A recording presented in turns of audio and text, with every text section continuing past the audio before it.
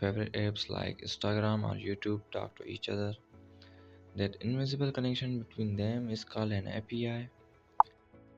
API stands for Application Programming Interface, and it's what allows two different softwares to communicate and share data seamlessly. Now let's break down each term.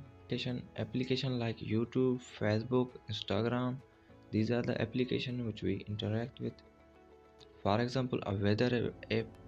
A weather app is an application. Through this app, we can see today's weather forecast. The app doesn't create the weather itself.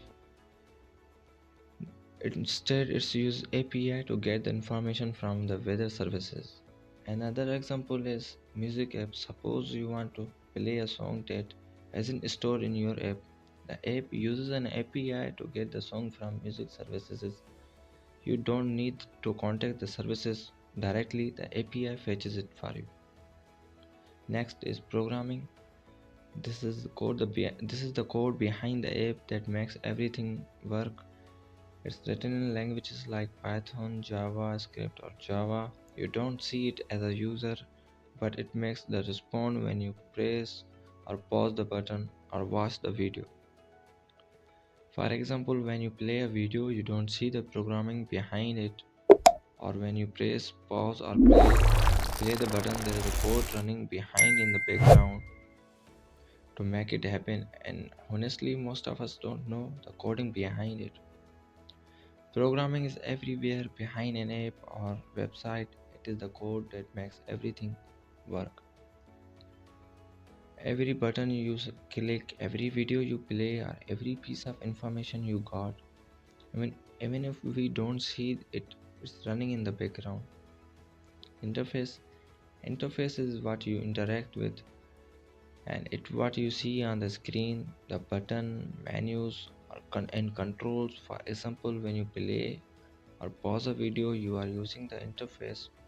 Every apps or website provides an interface so we can interact with it easily. Now that you know what API is, application programming interface, now let's see APIs that are used in our daily lives. For example, ChatGPT. Think about ChatGPT. When you ask a question in the app, it doesn't have all the data stored inside itself. It uses API to get the information, process it, and shows you the answer. The API acts like the bridge between your request and the service that provides the answer.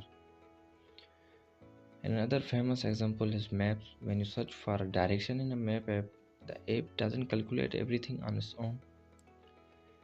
Instead, it uses API to fetch location data and routes and traffic information from servers. That's why you get real time direction and updates instantly. That's it for today, guys. Thank you.